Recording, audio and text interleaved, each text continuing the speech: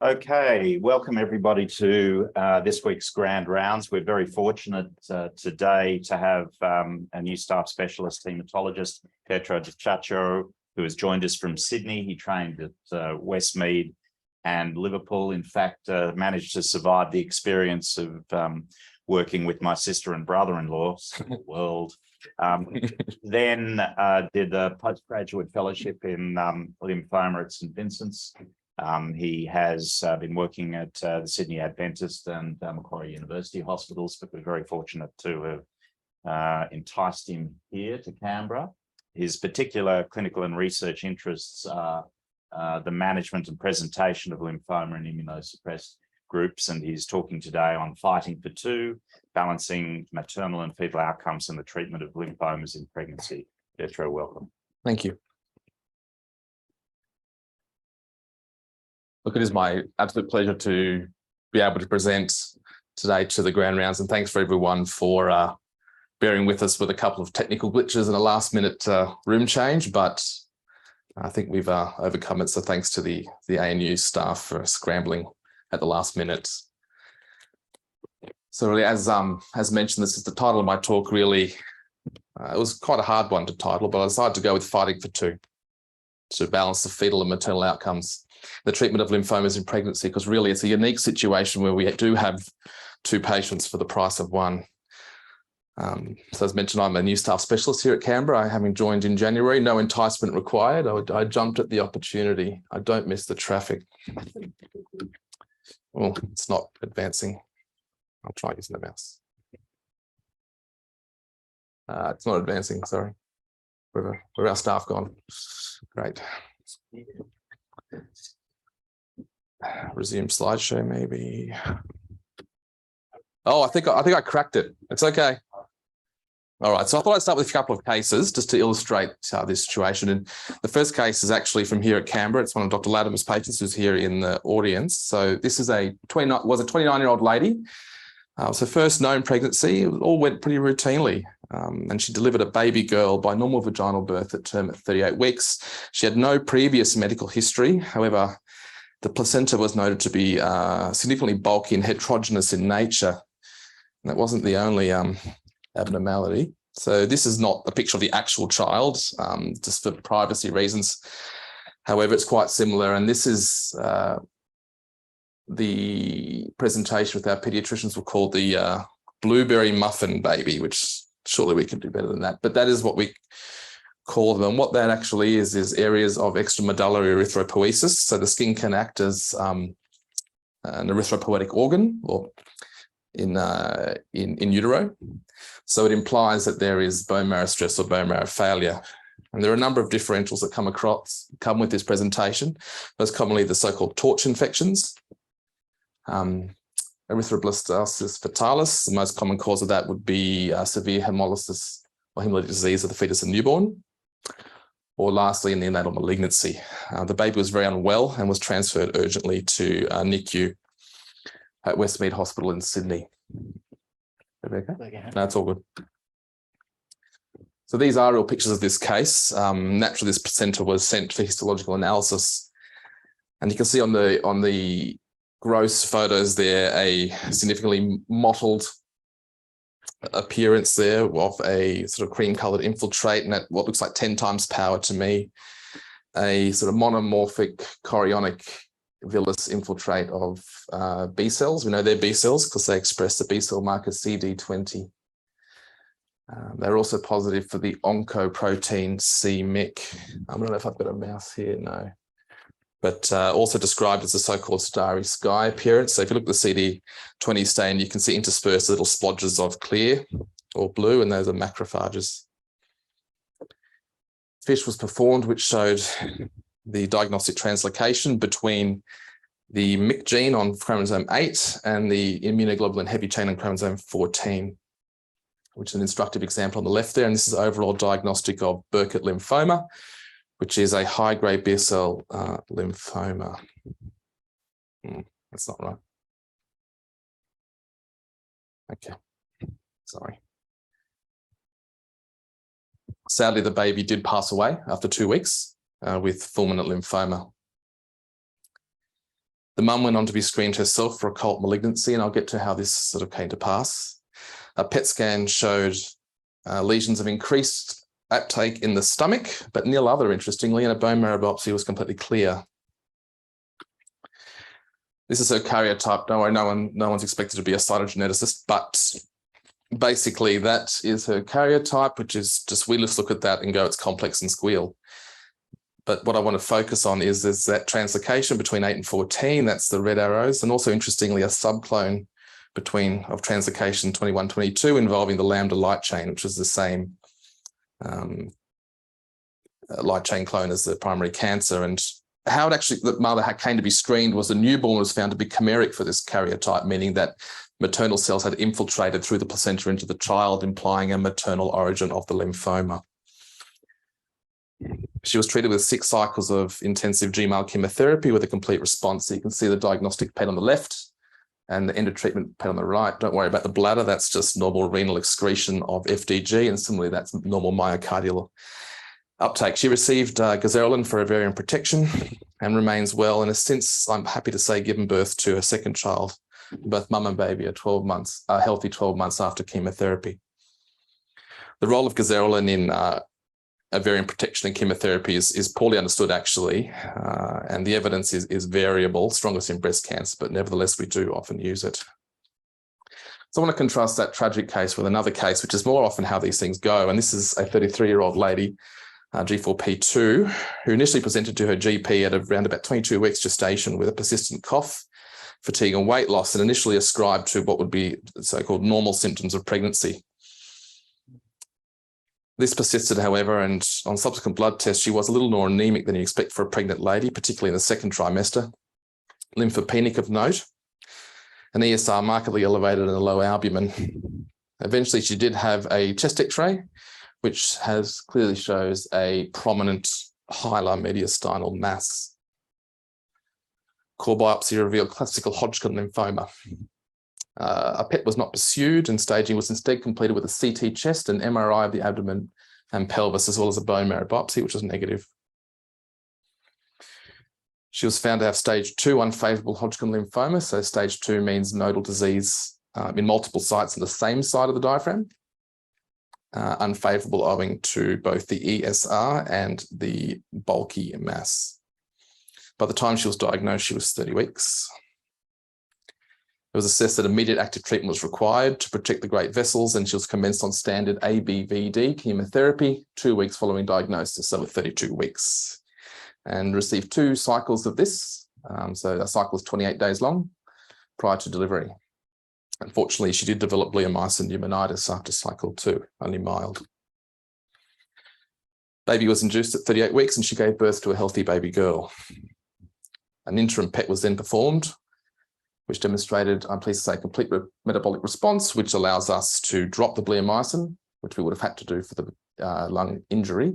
And she went on to receive the standard 6 cycles consolidated with radiotherapy, and mother and baby are well last follower. So a bit about lymphoma and pregnancy in general. So it's not common, thankfully, but it does happen. And I think most of the haematologists in this room would have seen it. It's estimated to affect about 1 in 6,000 pregnancies, and it represents 1/5 of all cancer in pregnant women, breast cancer being by far and away the most common. Classical Hodgkin's is the most common type, which fits with the epidemiology of this disease, given its high prevalence in young adults, or high incidence, right? The incidence is probably rising of lymphoma in pregnancy, and this is based on a very elegant data linkage analysis of the Cancer Registry in New South Wales by Lee et al. It's obviously a unique situation and psychologically traumatic for all involved, obviously the patient primarily, but also her family, and indeed those of us who care for them. And we presented with this unusual situation where we have our patient and her unborn child to think of, where their needs may not always align completely. Lymphoma in pregnancy has a tendency to be diagnosed late, so advanced stage presentations are common, and we think that's for a number of reasons, primarily, for obfuscation of certain symptoms which you might expect to be normal, end quote, in pregnancy, such as fatigue, back pain, abdominal discomfort. There's also an understandable reticence to perform diagnostic imaging in pregnant women, especially where that involves ionizing radiation. This all tends to lead to delays in obtaining diagnostic biopsy. Another problem which needs addressing is the lack of standardization of the vast majority of laboratory parameters in pregnancy, such as the lactate dehydrogenase, which is quite important to us, albumin, ESR, and immunoglobulins. The treatment, the evidence base is limited, but not unreasonable, and as you would imagine, limited to retrospective and registry type studies. There is a general consensus, though, that for most lymphomas, the standard chemotherapy regimens can be delivered relatively safely in the second and third trimesters. So the most common would be ABVD for Hodgkin lymphoma that I've described, but also the tried and trusted CHOP, cyclophosphamide, doxorubicin, vincristine, prednisone for most non-Hodgkin lymphomas. The data shows that there is no apparent increase in congenital malformations or pregnancy loss with these regimens. I would say that it's cytotoxic therapy we consider to be contraindicated in the first trimester due to an unacceptable risk of teratogenesis and mutagenesis. Don't forget rituximab. So I'm sure we're all very familiar with this drug now. It's been out for about 20 years and maybe not quite. But this is an anti-CD20 monoclonal antibody, humanized antibody, CD20 being a B-cell marker, and its use is virtually ubiquitous in B-cell NHL, as well as various other immunological disorders. We do have pretty good registry data, as well as some prospective trials in rheumatology and neurology, suggesting that it is acceptable to use in pregnancy, although it is an IgG molecule and will cross the placenta. So, as mentioned, following my initial training in haematology, I took part in a postgraduate fellowship in lymphoma at St Vincent's Hospital in Sydney under the mentorship of Associate Professor Nada Hamad, who I think is actually online today to join us. It's been a long-term interest of hers, this space, and we've basically started a small group to research this area. And one of the things we've done is a meta-analysis of studies describing maternal-fetal outcomes for women treated with chemotherapy for hematological cancers over the last 12 years. And this was spearheaded by my indomitable co-fellow, Georgia Mills. In summary, the analysis, which has been accepted for publication in Lancet Haematology, finds that for NHL, there are 254 patients analysed across about 15 studies. As you'd imagine, most received R-CHOP, or just CHOP if it was T-cell. And gratifyingly, survival is comparable to the non-pregnancy population with no excess pregnancy loss, neonatal deaths, or congenital malformations. Notably, 20% of babies were born before term, so before 37 weeks, and the studies were quite heterogeneous in terms of the rates of small for gestational age. In terms of the Hodgkin lymphoma outcomes, similar number of patients who most commonly received ABVD. Once again, overall survival was what you might expect, a similar rate of prematurity, and once again, no excess in pregnancy losses, neonatal deaths, or congenital malformations. So what is the current base? So as I mentioned, the existing evidence is limited to modest case series in the region of maybe 20 to 50 patients max, and expert opinion, really. The evidence that we have is quite geographically and ethically homogenous, pretty much restricted with a couple of notable exceptions in Mexico to North American and European centres, and often single centre. And for reasons that are probably pretty obvious in this setting, there's a marked paucity of prospective evidence. As part of the meta-analysis, Georgia looked at prospective trials in hematological malignancy in general over the last 10 years. Georgia looked at this, and 97% of them excluded pregnant women, and for 68% of them, no scientific justification was provided in the trial protocols. And similarly, other authors have analysed FDA-listed medications over the last 10 years, with over 95% of them listed as undetermined in terms of teratogenic risk due to an absence of evidence. So basically, this lack of comprehensive safety and efficacy data really is a significant barrier to delivering gold standard care to women with lymphoma in pregnancy, and just contributes to uncertainty in this setting. So then we said, well, why don't we look at our experience instead of relying on experience in other places? And this is one of the significant components of my fellowship, was to coordinate a Australian and New Zealand retrospective study of lymphoma in pregnancy. And you will note that another cohort, that Renee Islick is also a co-author on this paper here, but this is from her time at Liverpool Hospital. So we looked at women diagnosed with lymphoma either during their pregnancy, we term the antenatal cohort, or somewhat novelly within 12 months of delivery, which we call the postnatal cohort between 2009 and 2020. Now, the logic for including the postnatal cohort really is to capture these late diagnosis or obfuscated diagnoses of pregnancies which likely arose during pregnancy but were not finally diagnosed until the postpartum. And to include these patients has actually become standard in, for example, breast cancer analysis of cancer in pregnancy. And we ended up with 15 centres across Australia and New Zealand contributing. So we identified 73 women in our study, 41 in the antenatal group and 32 in the postnatal. The median age is sort of what you'd expect, 32, with a median of 2 gestations and 1 parity. In terms of the median point of diagnosis for the antenatal cohort, it was 30 weeks, the early 3rd trimester. And interestingly, for the postnatal cohort, not long after delivery, 14 weeks median. The longest was about 6 months. So what do we find? So sort of reflective of what other data sets show, that Hodgkin lymphoma dominates. The next most common group, you can probably group PMBCL, so that's primary mediastinal B-cell lymphoma, and diffuse large B-cell lymphoma together. HDBCL is mostly Burkitt lymphoma. It stands for high-grade B-cell lymphoma. And then a smattering of T-cell lymphomas and indolent lymphomas, predominantly follicular lymphoma. Not surprisingly, constitutional symptoms were quite common. Interesting, a few more in the postnatal group, but that was not a statistically significant difference. 42% were advanced stage. But interestingly, there were quite high rates of bulky disease, more than we probably see in their routine practice. And 16% of patients had primary extranodal disease. And what I thought was a little kind of a fascinating finding was there were 6 primary breast lymphomas. Now, primary breast lymphoma is a rare presentation, and these were not homogeneous. There was a breast implant-associated lymphoma, but also a primary Burkitt's, a primary Hodgkin's, a primary follicular, and a primary diffuse large by memory. So that's, I thought, an interesting finding. And soberingly, 80% of the Hodgkin patients had unfavorable disease characteristics, which is much higher than we'd normally see. The vast majority received chemotherapy with or without rituximab. And really pleasingly, almost all the patients completed their planned cycles. The 2 that didn't receive chemo were 2 cutaneous lymphomas, one treated with radiotherapy and one surgically. Of most interest really is the antenatal cohort, and 80% of these ladies did receive active treatment prior to delivery. Most ABVD for the Hodgkin's, obviously, CHOP for 10, and dose-adjusted EPOCH-R is essentially the same drugs as CHOP plus E for etoposide with a topoisomerase inhibitor. Those patients had Burkitt disease.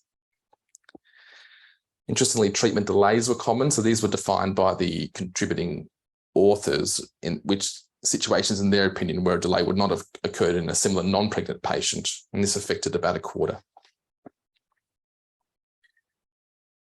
So this is an alluvial chart that I made really just to sort of give you a graphical idea of where the ladies treated in various trimesters ended up being treated.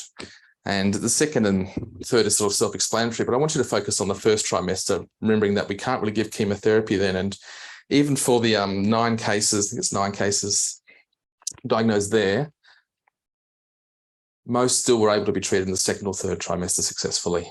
The 2 that were treated in the first were ladies that had elective terminations prior. Infections won't really increase. It's broadly what we might expect, about 10%. One thing I thought was interesting was the quite high rate of venous thromboembolism at 10%, which is also pointed out by the paper reviewers. And you sort of wonder, we know pregnancy is a hypercoagulable state, as is cancer, and you wonder if there might be a synergy there, but this is just exploratory, obviously. And 3 cases of BLI, which would also be strange in this age group, but it is a small data set. I mentioned there were 2 elective terminations. The first was recommended by the treating team for women diagnosed with aggressive Hodgkin lymphoma in the first trimester with SVC obstruction, and another one was elected by the patient, although not explicitly recommended by the treating team. She had diffuse large B-cell lymphoma in the second trimester. So I really should call this peripartum delivery, but nevertheless. So there were 68 singleton births and 5 multi-parity live births. There was just 1 death in utero, although this was quite a sad case. This was a lady, actually Dr. Eslick will know this case, but of a lady who had Hodgkin lymphoma and was also, I believe, diagnosed with HIV at the same time, and went to a regional location against medical advice and sadly died of neutropenic sepsis there. Yeah, I think There she were had 18 lymphoma. She did, yeah. I think it was a HIV defining event. I know it wasn't your patient. All of us who were there at Liverpool at the time remember that patient. Yeah. Yeah. It's tragic. Anyway, so there were 18 inductions of labour. And for 9s, about half, this was in order to dovetail with count recovery. So trying to aim for that nice recovery of neutrophils and platelets before, and that's a pretty reasonable strategy depending on the regimen. And there were 21 Caesars actually for the same reason. But what I would like to say, and I'll touch on why this is a little bit concerning later, is that 6 of these 18 inductions resulted in a premature delivery, the eldest being 32 weeks. That's iatrogenic prematurity. The earliest live births we had were at 27 and 29, and they were both due to spontaneous rupture of membranes. Notably, both patients, both neonates were exposed to in utero chemotherapy. There were no neonatal deaths. The gestational delivery age was significantly lower in the antenatal women, and this is mostly due to the elective delivery I've described. However, this did not translate in our study to an increased likelihood of being small for gestational age. And in fact, the SFGA rates were comparable to the general Australian population at 10%. Quite a substantial number were admitted to NICUs or special care nurseries, predominantly due to complications of prematurity. And just one notable case, just to bring out, there was one case of the very rare presentation of neonatal pneumocystis, cerevicii at 11 weeks, and a mother who had received R-CHOP antenatally. And I think this does stress, though I'm sort of giving this theme of, yeah, it's all right, just get the chemotherapy. It's not risk-free, obviously. Rituximab does cross the placenta and does cause B-cell aplasia in neonates, which would have been the risk factor for PJB here. This baby had several weeks of ECMO, actually, but did live. So in terms of survival, comparable with the data. So 2 and 5 year overall, 92 and 79%. The 79 is a bit flat, but it is a heterogeneous small cohort, so I wouldn't get too carried away with that.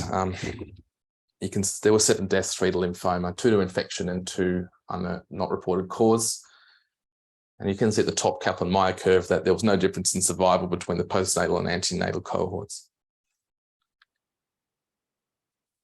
I just want to take a little step back with a little pet interest of mine, which is the usage of PET in pregnant women, which on first listen might sound insane, but I promise you it's not. It's fair to say that there is no standard approach to staging of lymphoma in pregnant women. The most common tracer we use in nuclear medicine in lymphoma is FDG, 18-fluorodeoxyglucose, which does cross the placenta like all these tracers actually, and accumulates in fetal tissue. And many expert guidelines explicitly discourage use of PET during pregnancy, based essentially on a perceived absence of evidence. But why is it important to PET and lymphoma? It's firmly accepted that FDG PET is the standard of care for baseline staging and response assessment for most lymphomas, certainly aggressive lymphomas. And PET-directed regimens are increasingly becoming standard in intermediate to advanced stage Hodgkin's. So if this is how we treat the non-pregnant patients, we should have evidence for not treating the pregnant patients the same way as a matter of equity. So in our study, actually 6 women in the antenatal cohort had an FDG before delivery, FDG PET. And I've just tabulated them there. One had a termination, but the rest did have viable fetuses in the second to third trimesters with no resultant malformations and other complications. But even then, only 39% of women in the antenatal cohort had a PET at any stage, and contrast that with the different way the postnatal cohort was treated, 94% receiving standard of care. So what is the Australian experience with FDG PET in pregnancy? I mean, who's doing it? Is anyone doing it? So whilst I was sort of locked down in 2020, wanting something to do, I thought we'd do this. So we sent out a survey to all the nuclear medical physicians in Australia, and 33 lovely souls responded. And basically it was to get an idea of this question. Nine of them had direct experience with PET in pregnancy, mostly for lymphoma. And interestingly, for those who didn't, still half said they probably would in the right patient, the right setting. And one-third said maybe, and only a few said no. We also asked what sort of radiation mitigation strategies they would use. Orange being the physicians with no prior experience with PET and pregnancy, and blue being the ones that did. Reducing the dose of FDG seems sensible. It does mean longer time on the table, but this is a recommended practice. Reducing the peak voltage of attenuation CT. A couple of differences though. The ones who had never done it thought that forced diuresis and IDC might be a good idea to a greater extent than those who had. Really, I think the best thing is simply to ask someone to empty their bladder after an hour. I mean, the concern is that the bladder, where the FDG accumulates, is next to the uterus. But whether that justifies, the infectious risk of an IDC in a pregnant lady is a matter of opinion. But there actually is a small body of evidence that radiation doses in PET are far below the accepted thresholds of fetal exposure, the so-called deterministic effects. And this is all techie physics language, but deterministic effects are those effects that we know there are certain dosage thresholds where it's almost certain to occur. So there's a predictability to it. And examples of deterministic effects are intrauterine growth retardation, birth defects, neurological deficits. Obviously, it's not ethical to do this sort of work in people, but animal studies suggest this limit is likely about 100 milligray. And you can get in the table on the side gives you an idea of what 100 milligray actually is. It's quite a lot.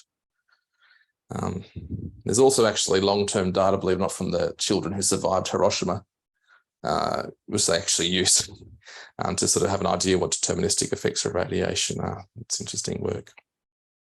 But generally, based on reported cases in humans, but also using models, phantom models in nuclear medicine, most studies find that an FDG PET with correct attenuation CT will deliver less than 10 milligray in total fetal absorbed dose.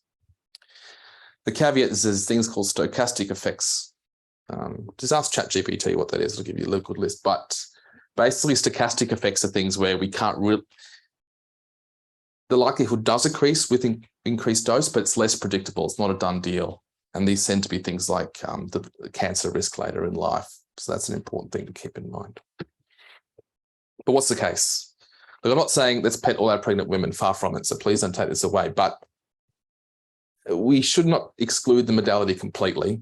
Rather, it should be considered in the right setting with informed consent with MDT support. And this is indeed the recommendation from the Australian Radiation Protection Nuclear Safety Agency, which says just that. I don't think there's data to support its use in the first trimester, and I wouldn't support it. I have talked about some of the mitigation strategies. So we know about what the doctors think. What do the patients think? This is on our same sort of data set, and this is really new. No one's ever done this before, as far as we could tell in the literature. And that was a qualitative study of the patient's lived experience. So we carried out semi-structured interviews of 32 women who consented, obviously, to take part. And there were certain themes which came out. The chief concern was not their own health or their own fear of death, but rather the welfare of the unborn child. And this didn't surprise me, is that 40% of the ladies felt that the presenting symptoms were initially dismissed in the context of pregnancy. Numerous interviewees place significant value on being presented with evidence-based discussions and not paternalistic decisions about what was and was not acceptable in their setting. There was a recurrent theme of communication breakdown between subspecialists involved in their care. And 1 in 5 ladies reported a lack of empathy and termination discussions. And disappointingly, only 2 women reported discussions regarding potential expedient fertility preservation. So I really congratulate Georgia on this. So what are some key messages? Well, why is this an area of need? Like we've touched on, this is a unique situation where there's a confluence of your patient's autonomy, but also there is a responsibility to the unborn fetus. The incidence is probably increasing. And I want you to remember that this may be the last chance at childbearing for many of these patients. These are eminently curable diseases most of the time. And, hopefully this doesn't creep into this country, but there is an increasing limitation of elective termination access in many jurisdictions, a famous example being Dobbs-Jackson in the United States Supreme Court.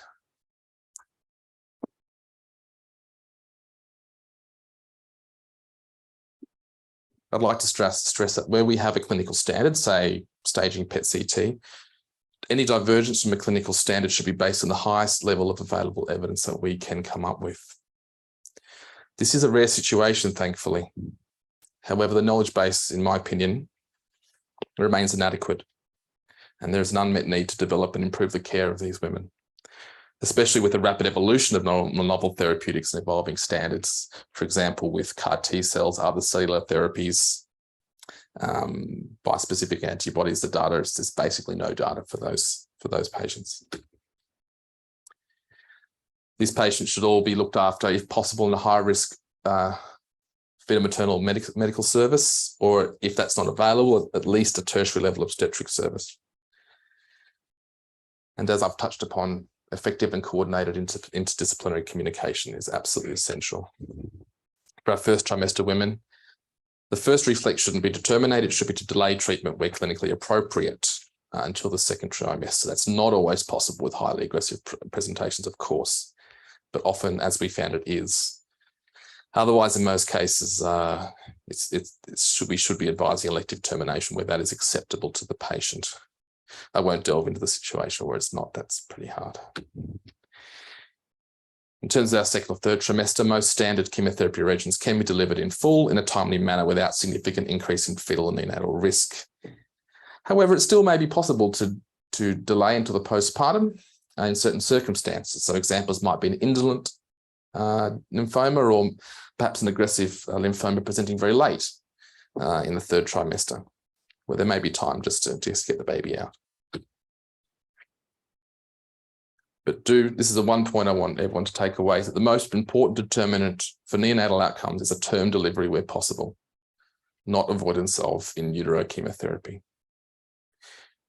We and others have found that prematurity iatrogenically is the most common adverse event.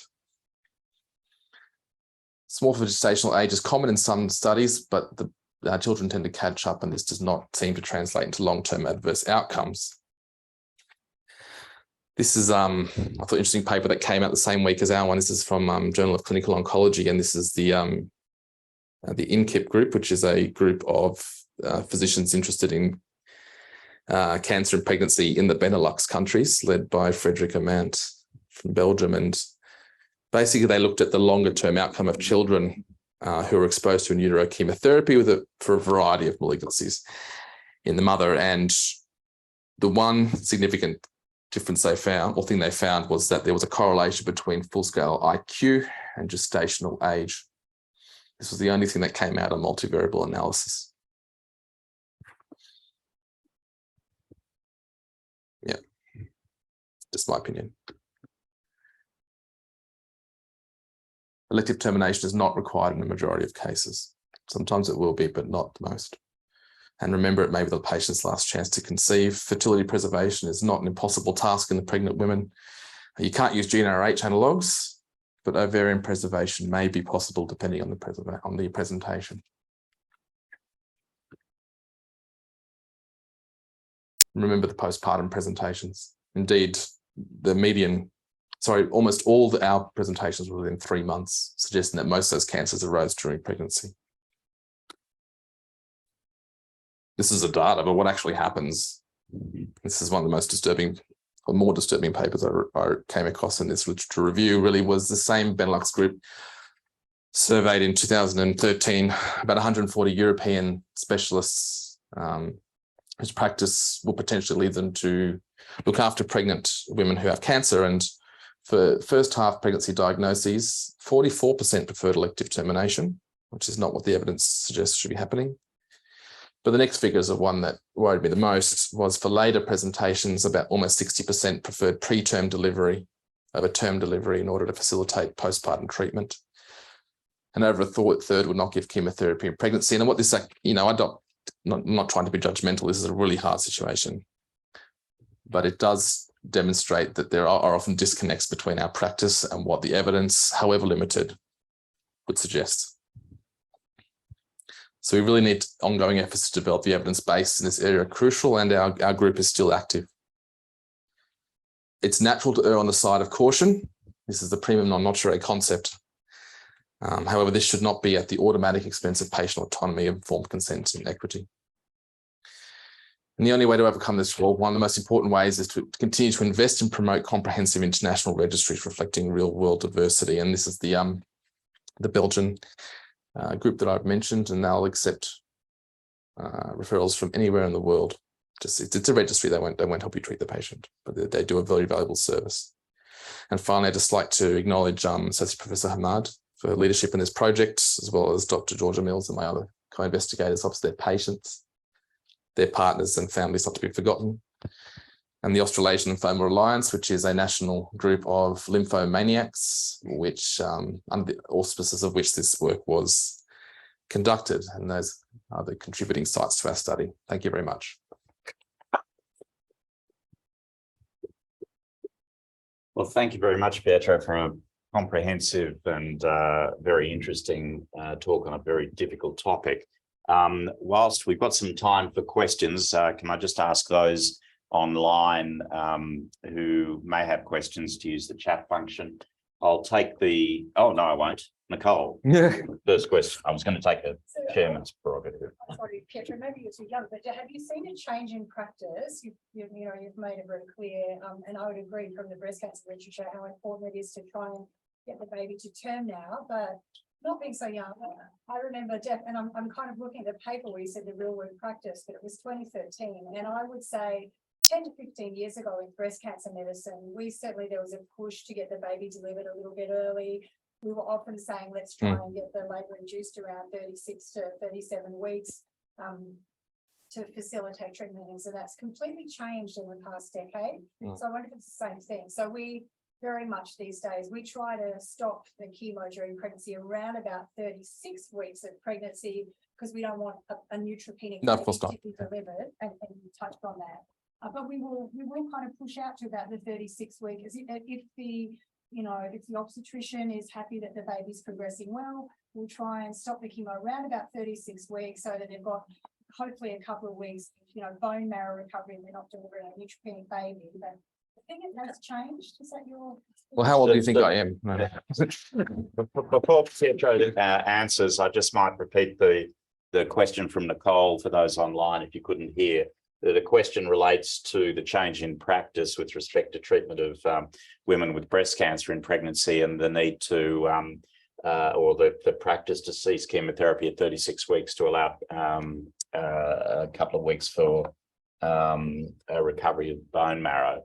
And Nicole was asking, has Pietro noted the same changes in management of lymphoma? Yeah, so there's actually a comment on this from Nada as well. But the first thing I would say is obviously obstetric indications trump. It's not, there may be an obstetric reason to go early, and that's a separate matter. In terms of changes of practice, just Nada has made a comment that there is a New South Wales data set, which has also been recently published, I didn't talk about today, showing that this practice of preterm delivery does seem to continue in more recent years, although it's not clear because this is big data, so it's unclear whether that's iatrogenic or otherwise. But what I think it really does stress is that this is the need for ongoing research, right? This is a need to keep contributing to our registries and keep doing studies like this so we know what's happening. A lot of the work, the main publications regarding neurocognitive outcomes and prematurity are from 2012 onwards, including the most recent work. So perhaps that's been a little bit informative too. So hopefully the practice is changing. It's just one study, that European one, but I just thought it was instructive. Yeah. Can I ask the different features of lymphoma in the presentation that you described, particularly for Hodgkin's disease in your work? Does that give you any clues as to potential causes or anything that may be different in terms of pathophysiology? That's interesting. I mean, we don't I don't know what causes lymphoma, but I mean, about 50% of Hodgkin lymphoma is EBV associated. We didn't capture that data in this research. My feeling is there's not a difference in the pathophysiology, rather the natural history. You know, we're having later presentations. I think that is the cause of it. The hematologists might have noticed that my 80% figure of unfavorable Hodgkin's, well, that incorporates an ESR, which is not validated in pregnancy. However, only 2 women were unfavorable due to the ESR. So that is a true finding. I think it's due to the lateness of presentation is my impression on that. Sam, Dr. Bennett. I wanted to ask, I was really interested to see the Benelux follow-up study. Yeah. And obviously you showed the neurocognitive data, but what I was thinking about was, has anyone looked at these kids' hearts, thinking about the doxorubicin exposures? Because, you know, the effective lifetime dose that somebody gets is based on their body surface area. So has anyone looked at the People have actually, not. So sorry, just again, for those online, the question's been asked about follow-up of the children in terms of doxorubicin dose and cardiac function. Well, that's a really good question, Sam. Just for the non-hemato and oncologists here, that doxorubicin is part of a class called anthracyclines, which have a risk of cardiotoxicity, especially with cumulative lifetime dosing. And we do have caps on these drugs for a lifetime. And the short answer to your question is yes, there is some published data on neonatal echoes, which didn't find any increased rates of cardiomyopathy, but what that translates into later in life, nobody knows. And if that kid then gets, you know, Hodgkin or gets not Hodgkin's, but whatever, or breast cancer for that matter, and they need AC. Well, indeed. I mean, how do you? What weight do you give to in utero docs? Nobody knows the answer to that question. That's a really good question. Nada says amazing question. Yes. Portions of the patients in all trimesters had very indolent lymphomas who were awaiting what the coach would have been adopted. In other words, treat. Very good question. In that 3. Yeah. So, by my memory of the data, not a single patient with indolent lymphoma received chemotherapy during treatment. One was actually relapsed follicular. Most were initial presentations, but my memory of this data, which I know quite well, that no one required treatment in that setting. Yeah, in utero. Sure. Pietro, sorry, I'm Michael Chapman. Hi. Really interesting, great work, incredibly interesting topic. I wanted to just drill down a little bit more about the communications element of it. Obviously, there's a lot more to understand about best treatment and best investigation. Clearly, part of the significant impact for the women involved was actually around how these communication moments were sort of negotiated and how decision making. Yeah. What are we doing to try and improve that bit while we're looking at all the research stuff?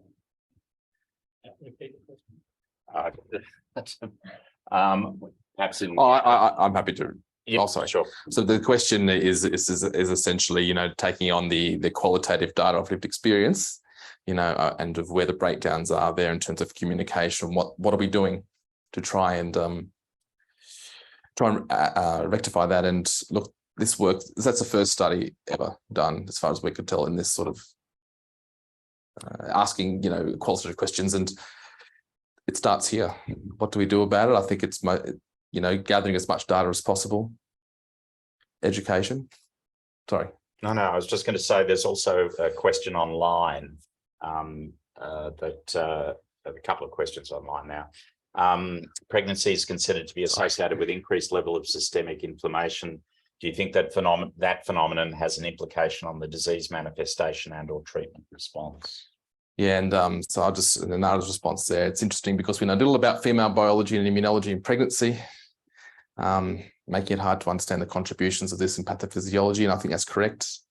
I mean, if you have a look at what's a normal CRP in pregnancy, you think, oh, there's got to be data on that. I looked at that once. There's a Swedish study of about 30 women. Like it's you'd think we'd know, but we just don't. I mean, no one seems to. So we don't know. And that's, I think, one of the things that I'm expressing is that this is stimulating that we need more, we need to know more. There's more to be done in terms of research, but it's a fascinating question. I can't answer it. Any other questions in the audience or online? If not, I'd just like to everyone to join with me thanking Pietro for an absolutely fascinating, comprehensive, Thank you, my very pleasure. interesting talk. My pleasure, Laura. Thank you.